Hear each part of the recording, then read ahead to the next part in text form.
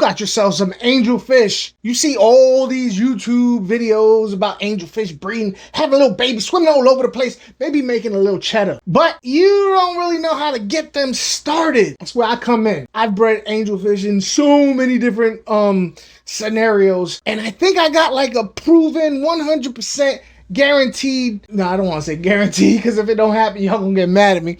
Nothing's foolproof. I'm testament to that. But I can pretty much assure you that if you follow the little tips that I'm giving you, you're gonna be successful. Why so serious?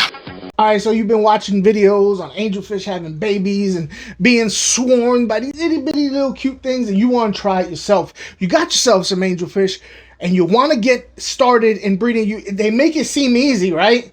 You see the videos, you see the angelfish, you see babies, boom. But sometimes people have a little trouble. A common mistake people make when they're getting angelfish to breed, for whether it be profit or just for the experience of getting angelfish to breed, is not getting enough of them. You cannot tell an angelfish male from female until after the breeding process has begun.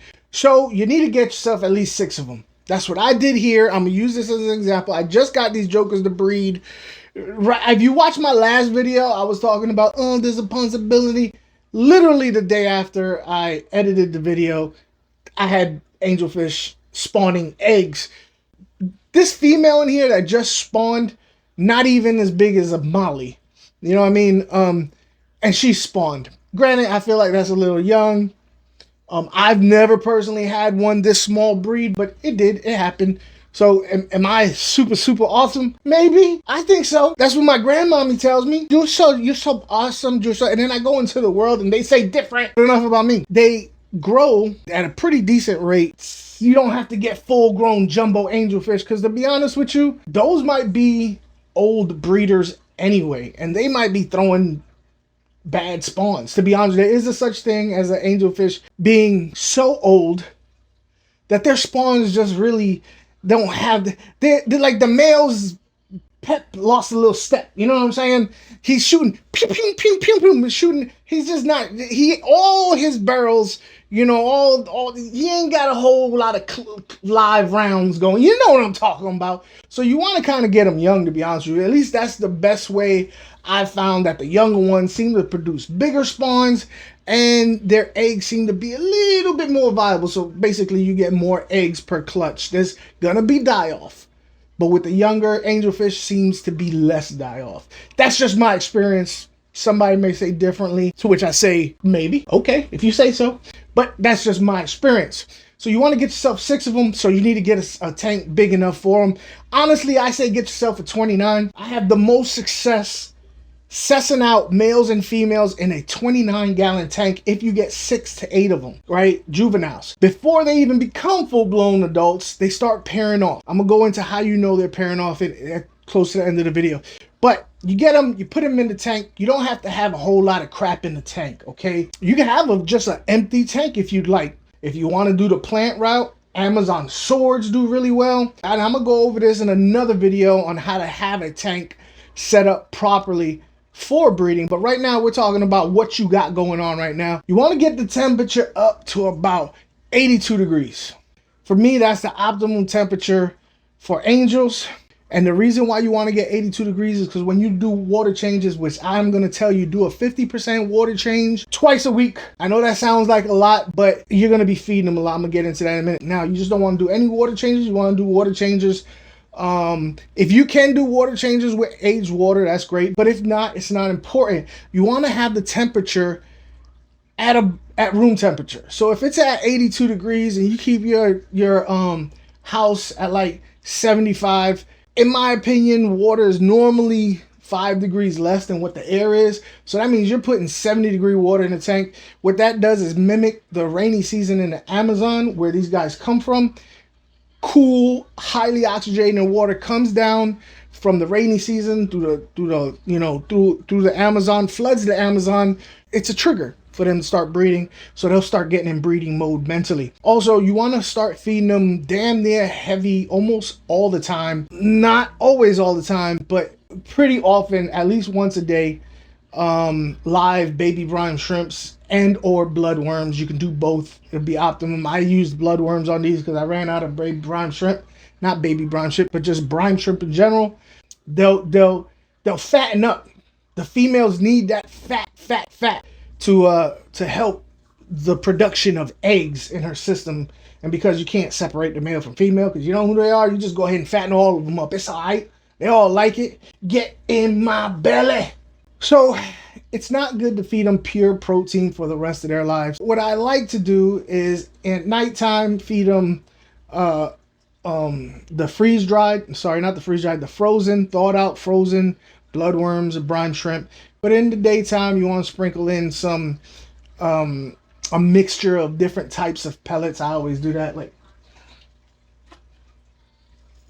this right here. I've got different types of pellets in here. I've got color enhancement pellets. I've got veggie pellets. I got high protein pellets. It's just whatever I found and I threw it all in there. This is good. The mixture of vitamins will do your spawns well. You know what I mean? Because she'll have a mixture of vitamins in her system, so the spawns will come out nice and strong. And then every evening I go ahead and do the bloodworms or brine shrimp.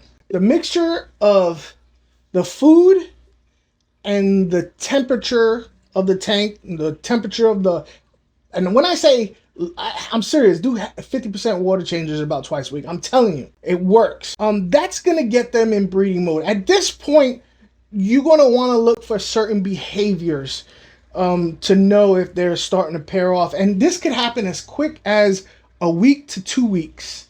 Once the angels, their body, I'm talking about just their body size, are bigger than a quarter, about the size of a $50, like these are, you'll start seeing behaviors on where they're pairing off the males and females, because you don't know which is which. That's why you got 6.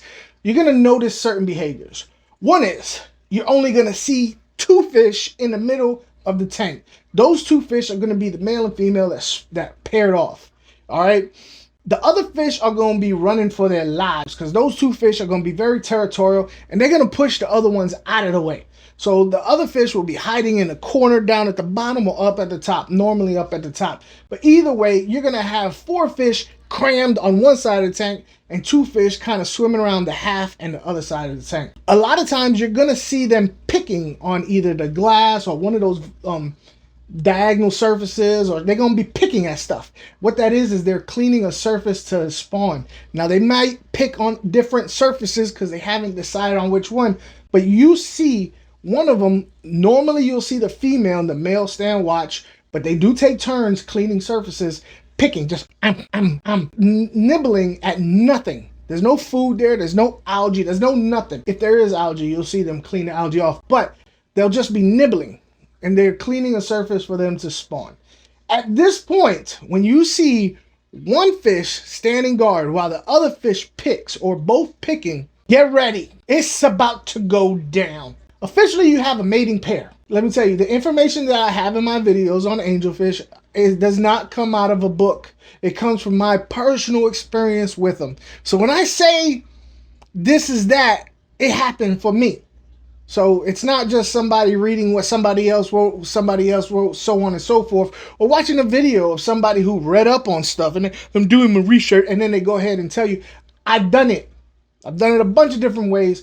I'm going to go ahead and do a whole new series using these angelfish as an example. I'm going to go over breeding. I'm going to go over feeding. I'm going to go over care. I'm going to go over all that stuff. So if you're interested in angelfish and want to know everything I have to know about them, mind you, not everything there is to know, because there's still stuff I don't know. I learn all the time.